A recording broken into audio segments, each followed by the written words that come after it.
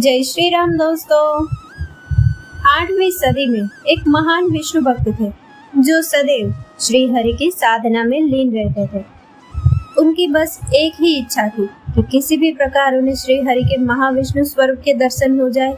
किंतु हर दिन एक बालक उनकी तपस्या को भंग करने का प्रयास करता था। एक दिन जब वो बालक उन्हें परेशान करने आया तो उन्होंने उसे पकड़ लिया, किंतु इससे पहले वो अपनी आंखें खोलते उस बालक ने कहा कि वो श्री हरि का ही एक रूप है और यदि वे महाविष्णु के दर्शन करना चाहते हैं तो अनंत काडू वन में आ जाए। उन्होंने पहले कभी उस वन का नाम नहीं सुना था, किंतु महाविष्णु स्वरूप के दर्शन करने की लालसा में वे उस बालक के आभूषणों के स्वर्ग के पीछे पीछे चल पड़े, किंतु वे मार्ग भटक गए। अब वे अनंत काडू वन की खोज में इधर उधर भटकने लगे। तभी उन्हें एक महिला दिखी जो अपने छोटे से बच्चे को डांटते हुए कह रही थी कि यदि उसने फिर से शैतानी की तो वो उसे अनंत काडू जंगल में छोड़ आएगी। वे तत्काल उस महिला के पास पहुंचे और उनसे अनंत काडू वन के विषय में पूछा। उस महिला के द्वारा बताए गए मार्ग पर चलते हुए वे अंततः अनंत काडू वन पहुंचे, जहां उन्होंने एक विशाल महुआ के पेड़ के नीचे खड़े उस बालक को देखा।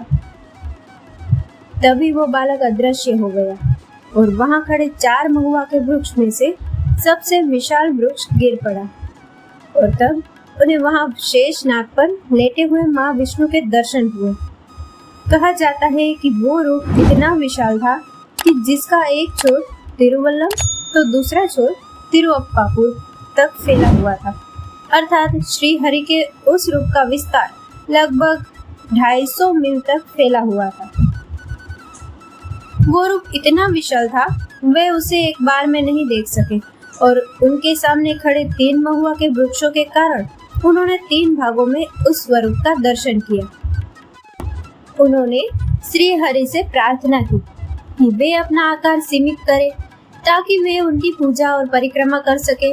उनके अनुरोध पर महाविष्णु ने ऐसा ही किया। आज भी उन विष्णु भक्त की समाधि इसी मंदिर के निकट है। वे महान विष्णु भक्त थे श्री बिल्वमंगलम स्वामियार, और यहीं से श्री पद्मनाभ स्वामी के वर्तमान स्वरूप की कथा का आरंभ होता है। जब उस समय के त्रावणकोर सम्राट को इसकी सूचना मिलती है तो वे उसी महुआ के वृक्ष से भगवान महाविष्णु की प्रतिमा का निर्माण करवाते हैं और उसे वहीं एक मंदिर में स्थापित करते हैं। वर्तमान का श्री पद्मनाभ स्वामी मंदिर उसी स्थान पर स्थित है। आगे चलकर 18वीं सदी में सन 1733 में त्रावणकोर के महाराज मार्तंड वर्मा ने वर्तमान मंदिर की स्थापना की। उन्होंने नेपाल के गंडकी नदी से 12,008 शालिग्राम मंगवाकर उन्हें इस विशाल प्रतिमा पर जड़वाया था। ये मंदिर वैष्णव संप्रदाय, केरल और दक्षिण भारत की संस्कृति से कितना जुड़ा हुआ है इसका पता केरल की राजधानी तिरुवनंतपुरम इस नाम से पता चल जाता है, जिसका अर्थ है भगवान अनंत की नगरी यानी कि शेष नाग की नगरी। इस मंदिर में श्री हरि अपने महाविष्णु स्वरूप में शेष नाग पर लेटे हुए हैं और उनकी अर्धांगिनी के रूप में माता महालक्ष्मी यहाँ स्थित है। वैसे तो कई पुराण में इस मंदिर का वर्णन मिलता है, किंतु एक कथा हमें महाभारत में मिलती है। ऐसी मान्यता है कि महाभारत युद्ध से पहले जब श्री बलराम तीर्थ यात्रा पर निकले थे तब उन्होंने इस मंदिर के भी दर्शन किए थे। इस मंदिर में प्रवेश करने के नियम भी बहुत कड़े हैं। पहली बात तो ये कि इस मंदिर में केवल हिंदू ही प्रवेश कर सकते हैं। दूसरी ये कि इस मंदिर में प्रवेश करने के लिए आपको बिना सिले हुए कपड़े पहनना अनिवार्य है। पुरुष धोती और महिलाएं साड़ी पहनकर इस मंदिर में प्रवेश कर सकती है। ये मंदिर अपने आप में अद्भुत है। इसमें आपको तमिल और केरल की वास्तुकला का मिश्रण मिलेगा। इसके गर्भगृह में 18 फीट की महाविष्णु की प्रतिमा है जो शेष नाग पर लेटे हुए हैं। उनकी नाभि से कमल निकला हुआ है जिस पर भगवान ब्रह्मा विराजमान है और इसीलिए इनका नाम पद्मनाभ पड़ा है। इस प्रतिमा में आपको ब्रह्मा, विष्णु एवं शंकर तीनों के दर्शन होते हैं। इस प्रतिमा को 3 द्वारों से ठीक उसी प्रकार घेरा गया है जिसे श्री बिल्व मंगलम स्वामीयार ने 3 महुए के वृक्षों के बीच से महाविष्णु के दर्शन किए थे। पहले द्वार से हमें भगवान विष्णु का मुख, शेषनाग का फन और एक शिवलिंग दिखाई देता है जिसे महाविष्णु अपने हाथों से स्पर्श कर रहे हैं। दूसरे द्वार से भगवान विष्णु के साथ महाविष्णु की नाभि से निकले कमल के पुष्प पर भगवान ब्रह्मा दिखाई देते हैं और तीसरे द्वार से हमें महाविष्णु के चरण कमलों के दर्शन होते हैं।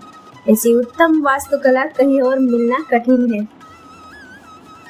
इस मंदिर को और भी अद्भुत बनाता है इसका विशाल गोपुरम। यह भूमि से करीब 100 फीट ऊपर बनाया गया है जिसमें सैकड़ों देवी देवताओं की प्रतिमाएं उकेरी गई हैं।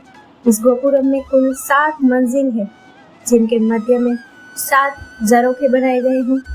इन झरोखों को इस प्रकार बनाया गया है कि वर्ष में 2 बार जब दिन और रात बराबर होते हैं तब भगवान सूर्य नारायण 5-5 मिनट के अंतराल पर इन सभी झरोखों से होते हुए अस्त होते हैं।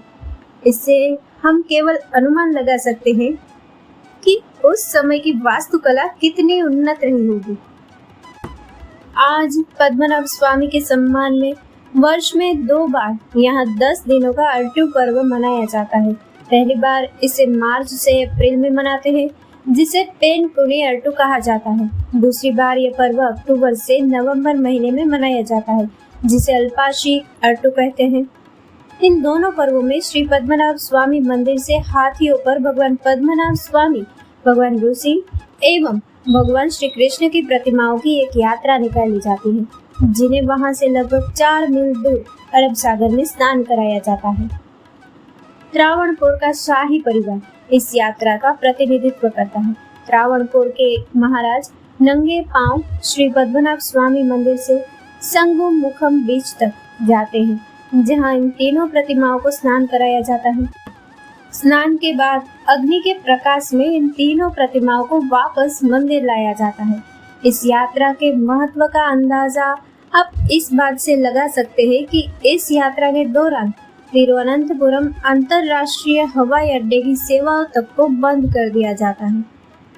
इस मंदिर का स्वामित्व शताब्दियों से त्रावणकोर राज परिवार के पास रहा है। प्राचीन काल से ही त्रावणकोर राज्य में मातृसत्ता का चलन रहा है। मतलब इस साम्राज्य की रानी राजा की पत्नी नहीं बल्कि बहन मानी जाती है और राजगद्दी भी राजा के बेटे को नहीं बल्कि राजा की बहन के बेटे को मिलती है। 18वीं शताब्दी में जब राजा मार्तंड वर्मा ने इस मंदिर को बनवाया तो इसके प्रति उनकी श्रद्धा इतनी बढ़ी कि उन्होंने अपना सारा राज्य, सारी संपत्ति प्रभु पद्मनाभ स्वामी को अर्पित कर दी और प्रण लिया कि अब वे आजीवन इस मंदिर के सेवक के रूप में ही राज्य करेंगे। राजा मार्तंड वर्मा के बाद जितने भी राजा आए उन्होंने भी इसी परंपरा का पालन किया। आज भी इस मंदिर का प्रबंधन त्रावणकोर के शाही परिवार के पास है। यहाँ तक कि संविधान में भी त्रावणकोर कोचित धार्मिक प्रावधान का उल्लेख है जिसमें मंदिर का प्रबंधन त्रावणकोर के शाही परिवार के पास ही रखा गया है। पीढ़ियों से चले आ रहे इस परिवार के सदस्य आज भी पद्मनाभ स्वामी के महान भक्त माने जाते हैं। दोस्तों, इस कथा को लाइक, शेयर और हमारे चैनल को सब्सक्राइब करना ना भूले। जय श्री राम।